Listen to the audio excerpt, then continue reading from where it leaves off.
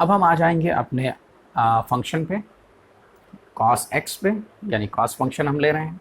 अब हम cos function का साइन देखेंगे, ग्राफ देखेंगे, डोमेन और रेंज देखेंगे, जैसे हमने अभी साइन फंक्शन का देखा, ठीक है, पिछले वीडियो में। अब देखिए ज़रा, कॉस एक्स यानी कि ए, ठीक है, एंगल के रिस्पेक्ट में जो कोऑर्डिनेट बनेगा तो उसका जो एब्सिसा है वो हमारा आउटपुट होगा। तो ये एक्स इनपुट है और ए हमारा आउटपुट है। तो एक्स यानी कि एंगल, ओके। तो एंगल के लिए हमने first quadrant, second, third, fourth, जैसे हमने पिछले वीडियो में लिया था, 0 to π/2, π/2 to pi, pi to 3 π/2 and 3 π/2 2 pi, ठीक है। ये फर्स्ट, सेकंड, थर्ड और फोर्थ क्वाड्रेंट है।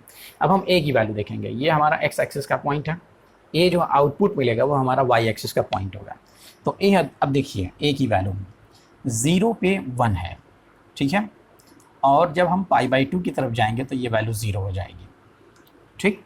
तो अब किस तरीके से ये चेंज हो रहा है, 1 to 0, ठीक है।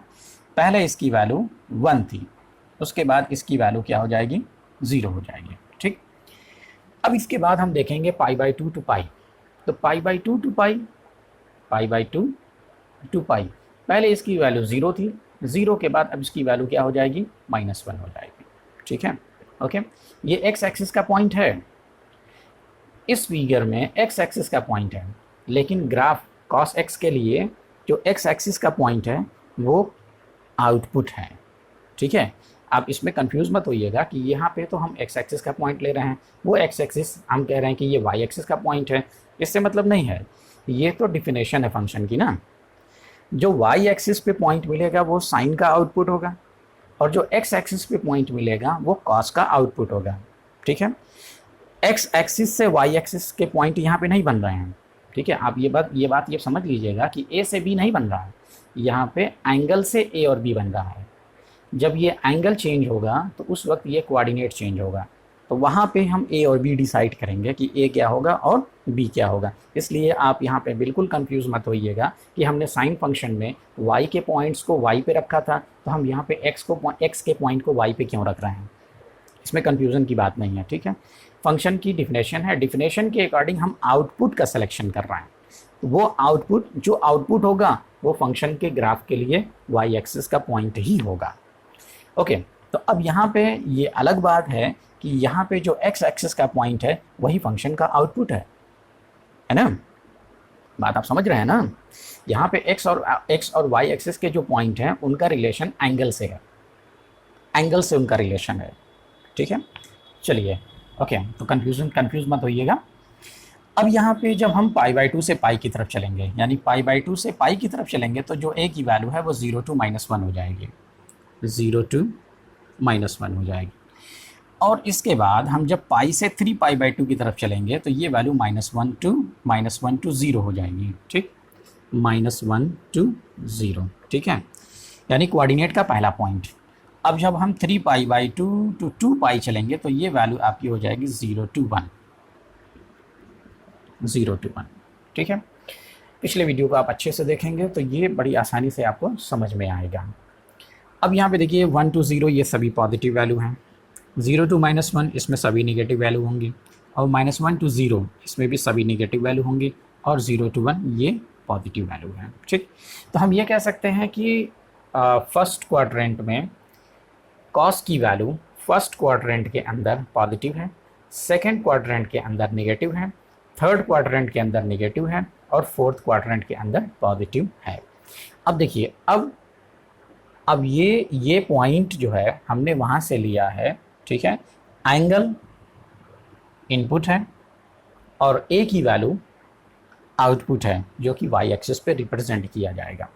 अब सबसे पहले हम क्या देखेंगे, 0 to π/2 यानी कि 1 to 0। तो सबसे पहले 0 पे इसकी वैल्यू 1 होगी, 1 से अब ये किधर जाएगा, जब हम π/2 की तरफ आएंगे तो ये वैल्यू 0 हो जाएगी, यानी हमको एक ऐसा स्मूथ कर्व मिलना चाहिए, ठीक है। पहले ये वैल्यू 1 थी, 1 से फिर ये 0 की तरफ आ गई, फिर 0 से कहाँ चली जाएगी, -1 पे। ये वैल्यू जब हम π/2 से पाई की तरफ जाएंगे तो ये 0 से -1 की तरफ वैल्यू जाएगी, ठीक है। ये 0 से -1 की तरफ ये वैल्यू जाएगी। फिर उसके बाद पाई टू 3π/2 है तो ये -1 से 0 की तरफ जाएगी, ठीक है, -1 to फिर ये 0, ओके। -1 से 0 की तरफ जाएगी।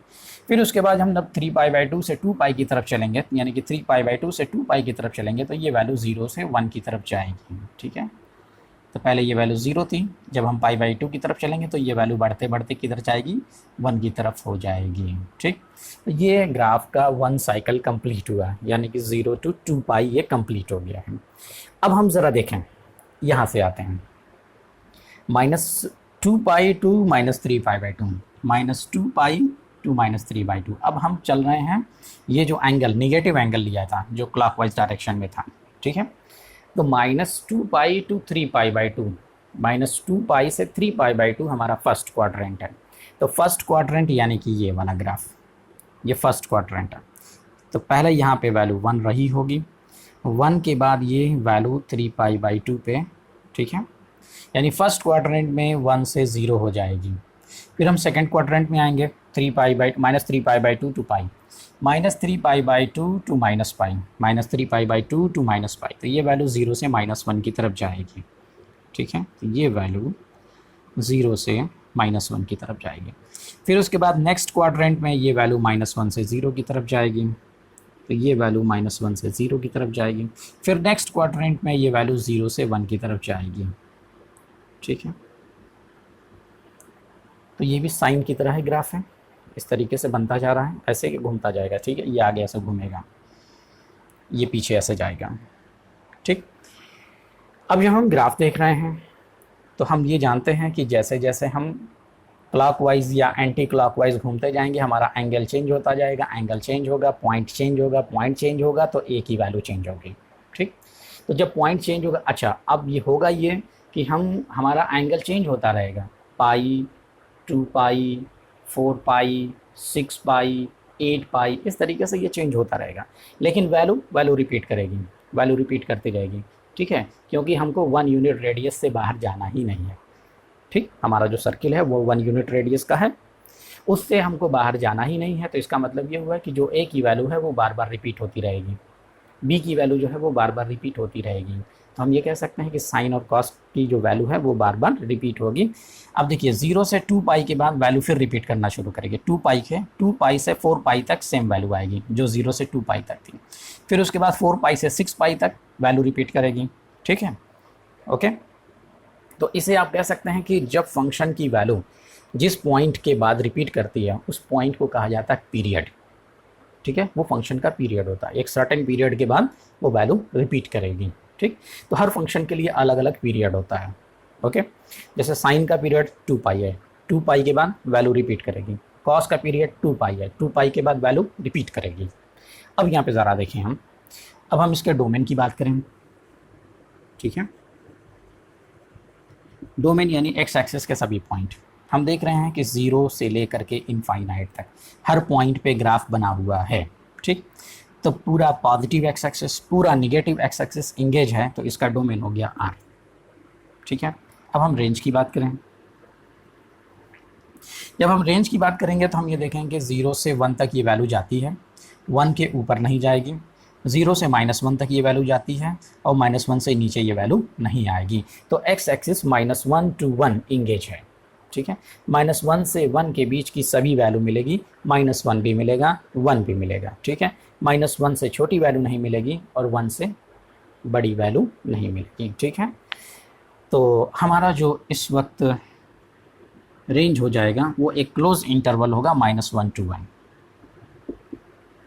ठीक, तो जो डोमेन और रेंज साइन फंक्शन का, वही डोमेन और रेंज कॉस फंक्शन का भी है। ठीक है, थोड़ा सा ग्राफ अलग है क्योंकि आउटपुट अलग है। ओके, तो अब आपने देखा ट्रिग्नोमेट्रिक फंक्शन में कॉस फंक्शन के बारे में, उसका साइन यानी कि अलग अलग क्वाड्रेंट में कॉस की साइन क्या होगी। ठीक है, कौन से क्वाड्रेंट में वो पॉजिटिव होगा, कौन से क्वाड्रेंट में वो निगेटिव होगा, ये आपको याद रखना है। ठीक है, आगे ये आपको काम आएगा।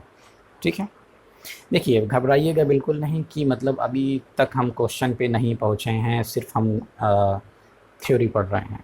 ठीक है, इस चैप्टर में थोड़ा सा थ्योरी ज़्यादा है, आपको ये सारी चीज़ें समझना है। अगर आप इस चीज़ को समझ लेते हैं, एक बात आप बिल्कुल ध्यान में मतलब अपने दिमाग में रख लीजिए कि ट्रिग्नोमेट्री एक ऐसी चीज़ है जो आपको हर जगह मिलेगी, हर चैप्टर में मिलेगी, ठीक है।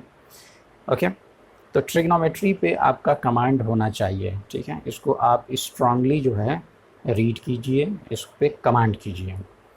अब देखिए ज़रा, तो हमने साइन देखा, इसका ग्राफ देखा, ग्राफ भी आपको याद होना चाहिए, हर फंक्शन का ग्राफ आपको याद होना चाहिए। हो सकता है कि चैप्टर में ग्राफ का यूज़ ना हो, ठीक, लेकिन फिर भी आपको ग्राफ याद रहना चाहिए अगले क्लास के लिए, यानी कि क्लास 12 के लिए। और उसके आगे भी आप कभी भी मैथमेटिक्स पढ़ते हैं तो इन सभी ग्राफ्स की ज़रूरत आपको पड़ेगी, ठीक है। इनके जो आउटपुट्स हैं, इनकी जो वैल्यू है, ये सारी चीज़ें आपको ज़रूरत पड़ेगी, बिना इसके आपको मतलब छुटकारा नहीं है। डोमेन रेंज की बात किया, ग्राफ हमने देखा, तो ग्राफ से हमने डोमेन और रेंज की भी बात किया है, ठीक है। तो डोमेन और रेंज किस तरीके से डिसाइड होता है ग्राफ देख करके, ये हमने पिछले चैप्टर में, हम पिछले चैप्टर से पढ़ते आ रहे हैं इसको, ठीक। तो आपको कोई कन्फ्यूज़न नहीं होना चाहिए कि हम एक्स एक्सिस पे डोमेन देखते हैं और वाई एक्सिस पे रेंज देखते हैं। ओके, चलिए ठीक है, बहुत अच्छी बात है। अब हम अपने नेक्स्ट फंक्शन पे चलेंगे।